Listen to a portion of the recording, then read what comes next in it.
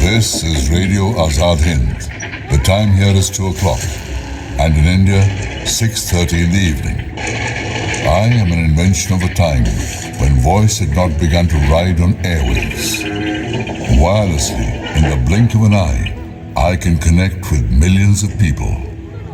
Any society, any country, any culture needs the power of a single thought.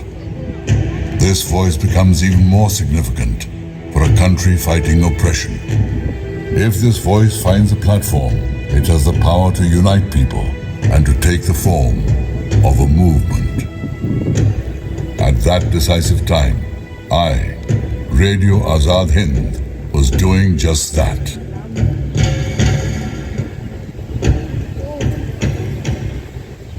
This is Subhash speaking. Shh, quiet. That is Subhash Chandra Bose on the radio. Where is he speaking from? In some unknown land far away from here. Please keep quiet. Let's listen to what he's saying.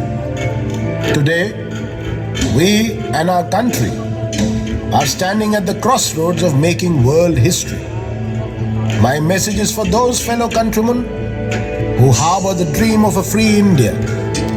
I urge you to continue this fight against British oppression till the time our motherland attains freedom from their clutches. Jai Hind. What ensued in 1939 was perhaps the most heinous war in the history of the world, setting abysmal records in bloodshed and destruction.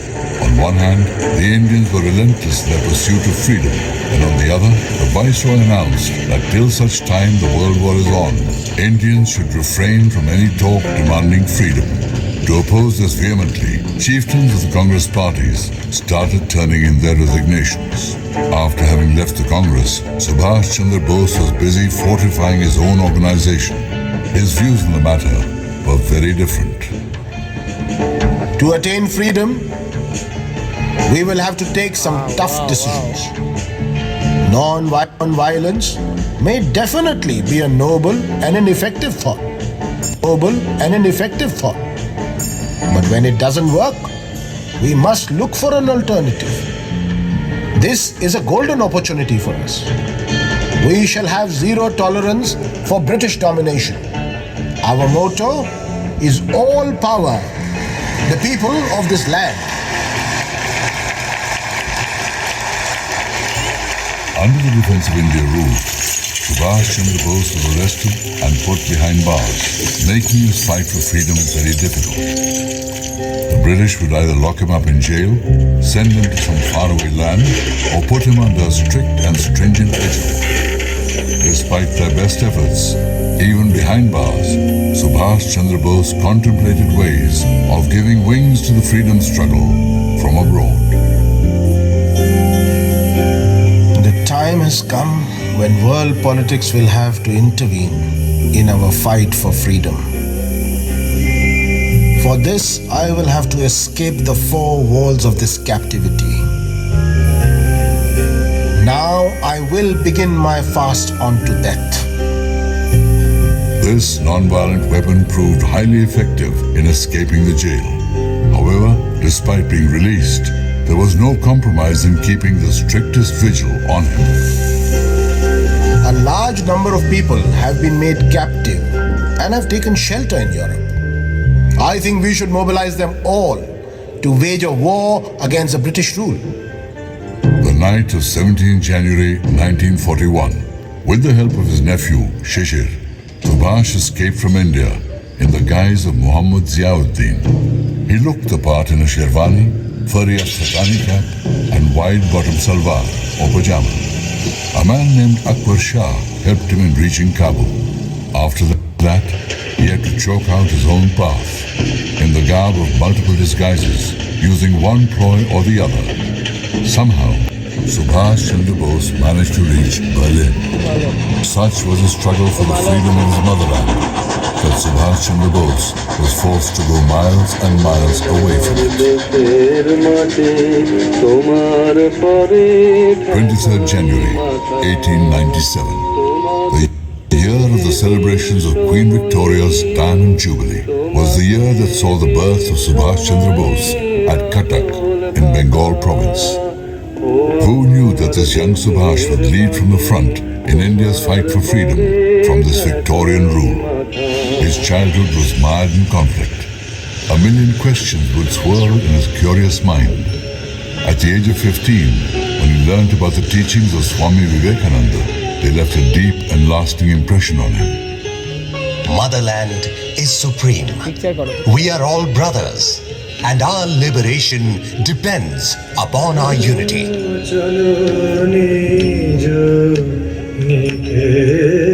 After passing his matriculation, Subhash Chandra Bose joined the Presidency College. Its open and liberal environment appealed to him. He was deeply influenced by the thoughts of Bal Gangadhar Tilak and Aurobindo Ghosh. His curious mind was restless, abuzz with several questions, none of them that he could answer. One fine day, he set off to look for a mentor. He traveled to holy shrines, ashrams, and met many saints and hermits.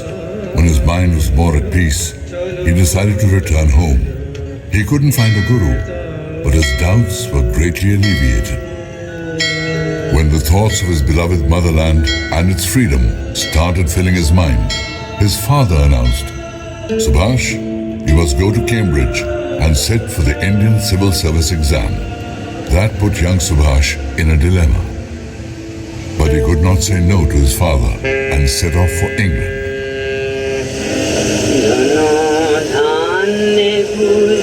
On the ship, he kept staring at his motherland, longing. Though the academic session at Cambridge was already on, Subhash was admitted midway. He toiled day and night and cleared the Indian Civil Service exam. This led to another dilemma. Should I listen to what my mind says? Or do I walk the path my father wants me to? My motherland needs me. I must go. People will think I'm insane. Let them. Because I must rise up to the cause to free my motherland. After tendering his resignation from the civil services and having met Gandhiji, he set out and got to know Deshbandhu Chittaranjan Das. In the very first meeting, Subhash was convinced he had found his mentor and guide. He became his compatriot and marched into the freedom movement.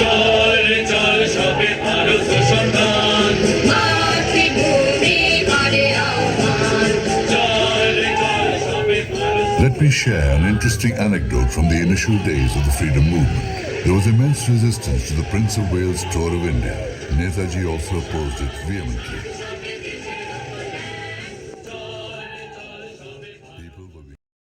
Had been imprisoned. Subhash immediately reached Deshbandhuji to convey his solidarity. More than being upset with Vasantiji's imprisonment, he was angry that he had not been put in jail. He did not have to wait for long.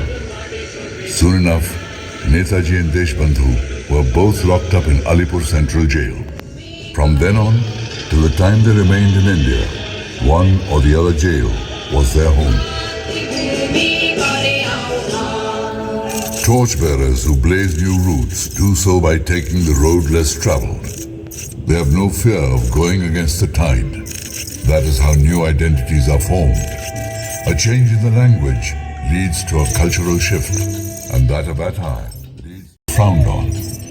To counter this, Subhash changed the Calcutta Corporation employees' uniform to khadi and named Calcutta's roads after eminent Indian luminaries. All this led to huge popularity amongst his followers. This could not be tolerated by the ones who ruled. Under a flimsy accusation of political conspiracy, they had Netaji arrested and put behind bars in Mandalay jail. This was a matter of great pride for him.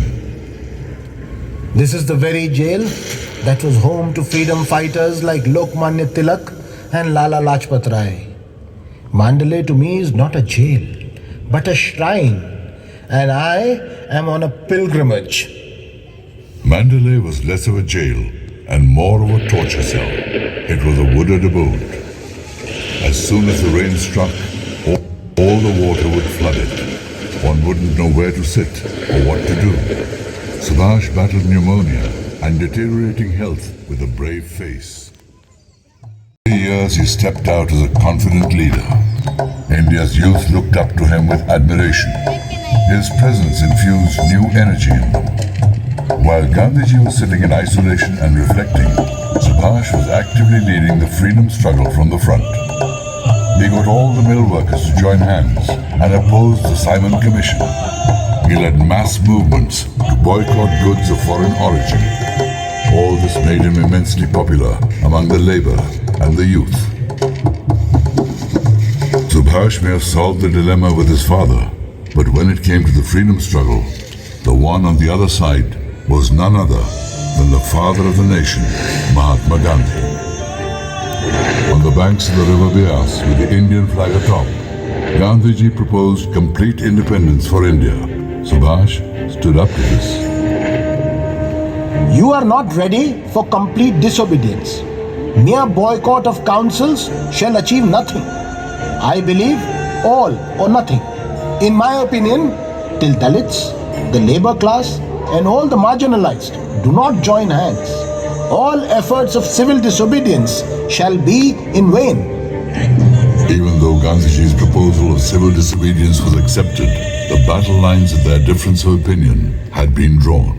Subhash was arrested, and though released a year later, he was put behind bars yet again. His health started deteriorating at an alarming rate while in Sivni jail in Madhya Pradesh. Instead of being released, he was sent off to recuperate in Vienna. It was bizarre. Subhash's presence in India sent shivers down the spines of the rulers. In the year 1938, while he was in England, he heard that he had been chosen as chief of the Congress Party. Brimming with new ideas and dreams for a bright future, he announced in the session at Haripura in Gujarat, My friends, there is no such power on this earth that is strong enough to defeat India. And we shall make it true in the times to come. Subhash was a young man, full of new thoughts and ideas for the India he dreamt of. He wondered how India would surge ahead and make economic progress. How would India march shoulder to shoulder with the rest of the world? Sadly, even among his own people, Subhash started being looked at with suspicion. When he was chosen as the Congress Party chief for the second term, several party members tendered their resignations. Gandhiji was also upset that Sitaramaiah did not win the elections and called it his own personal defeat. The differences between Gandhiji and Subhash deepened even more. Netaji extended an olive branch and went to meet Gandhi. However, their differences could not be resolved. Subhash Chandra Bose had to go to the Tripuri Congress session in Madhya Pradesh despite being very ill. Because of constant internal party conflict and the suffocating environment it created, Subhash decided to resign as president of the Congress in the meeting at Calcutta in April 1939. The Congress lost an enthusiastic, visionary, and far-sighted leader. Subhash was pained by the thought that after 20 years of making freedom for his motherland his only mission, he was still looked at with suspicion. At this time, he went to meet Gurudev Rabindranath Tagore, whose words soothed his aching soul. I can see you standing at the same crossroads where you had begun your political journey. You are at the juncture where I see you as the torchbearer, carrying forth the beacon of light of hope for the motherland. In this crucial hour, there is absolutely no room for self-doubt. Although I may not be there to join you in this fight for freedom, but rest assured, my blessings are always there with you. I am happy to see that you have made the country's sorrow and its fight for freedom your very own. This strengthens my conviction that this shall bear fruit and we shall reap the reward of a free country very soon. You have done the noble deed of infusing a new energy, a new hope in our minds and souls. As a tribute, I dedicate my new play, Tasher Desh, to you.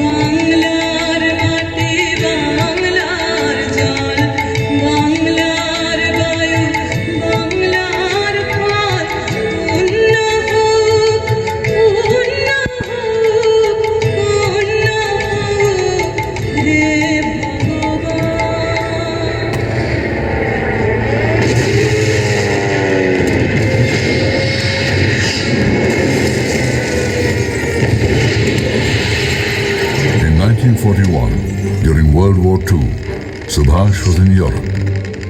He took the Indian prisoners of war on board and laid the foundations of the Indian National Army. The radio was immediately adopted as the most modern medium for reaching out to people, and hence came about the Azad Hind Radio. My friends, the time for India to be free has arrived. India shall rise and break free from the clutches of the chains of slavery that have held her captive for ages. Asia and several other countries of the world are marching forward to help us in this fight. Singapore had been captured by the Japanese. In the middle of all this, Netaji traveled by sea in a submarine and reached Japan. In their very first meeting, Prime Minister Tojo promised to lend unconditional support to Subhash Chandra Bose. The soldiers of the Azad Hind Forge stood tall and proud. They were willing to lay down their lives for the sake of their motherland at a single command from Netaji. We have to fight for our freedom with our blood and our weapons. We must have an army ready in place as soon as India gains independence. We must lay such a foundation that we never have to lose our freedom ever again. My brave hearts, your mission should be to march ahead to Delhi. Delhi chalo! The Azad Hind Forge was still incomplete. Without half the population, the brave women of the country, the freedom struggle was incomplete. To address this, Subhash laid the foundations of the Rani Jhansi Regiment. This became the all-woman battle squad of the Azad Hind Forge. It was the March of 1944. Soldiers of the Azad Hind Forge responded to General Kiani's war cry, Jai Hind, Chalo Delhi, and travelled all the way to attack Imphal. The Azad Hind Forge soldiers unfurled the tricolour at the Indian border. Across that river, beyond this forest, nestled behind those hills, lies the India of our dreams. Our sacred motherland, where we were born, and into her arms we are longing to return. Blood is calling out to its own brethren. Rise, pick up your weapons, and surge ahead to Delhi. Chalo, Delhi chalo. Imphal was only 10 kilometers ahead. Suddenly, out of nowhere, it started raining heavily. The soldiers who were marching ahead relentlessly had to stop midway. Constant downpour and the hilly terrain posed a huge challenge to their logistics. On the other hand, the British and American forces were constantly attacking them from the air. Despite tasting momentary victory, the Azad Hind Army soldiers were forced to retreat.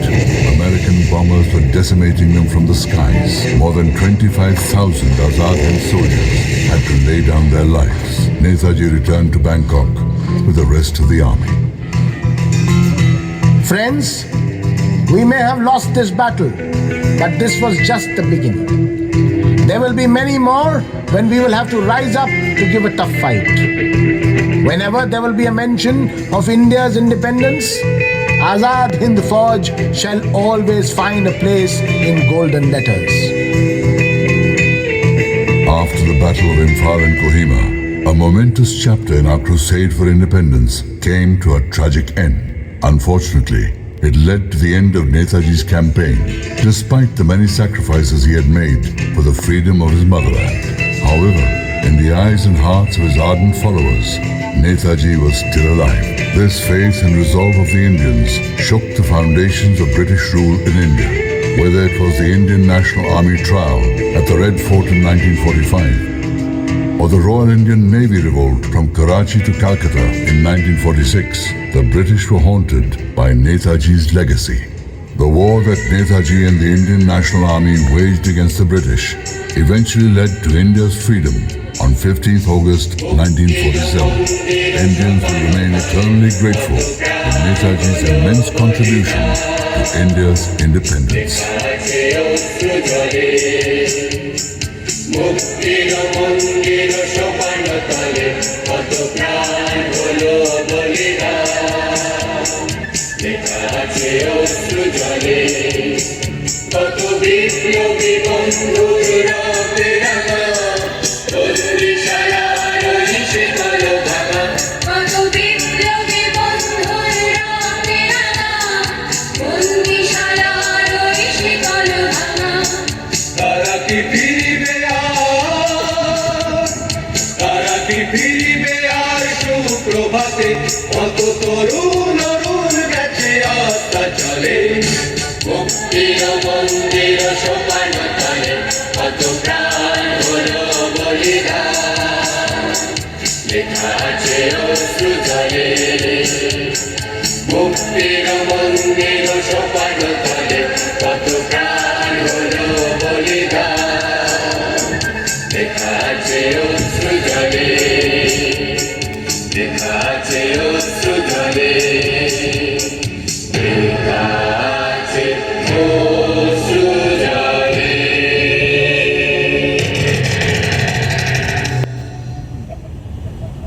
जनगण मन अधिनायक जय हे भारत भाग्य विधाता पंजाब सिंध गुजरात मराठा द्राविड उत्कल बंगा विंध्य हिमाचल यमुना गंगा उच्चल जलधि तरंगा तव शुभ नामे जागे तव शुभ आशीष मांगे गाहे तव जय गाथा जन गण मंगलदायक जय हे भारत भाग्य विधाता जय हे जय हे जय हे जय जय जय जय हे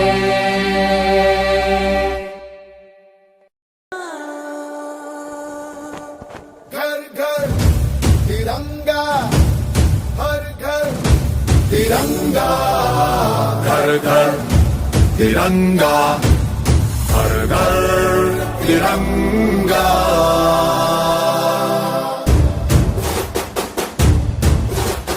घर घर तिरंगा रथ घर तिरंगा घरो घरी तिरंगा प्रत्येक घरी तिरंगा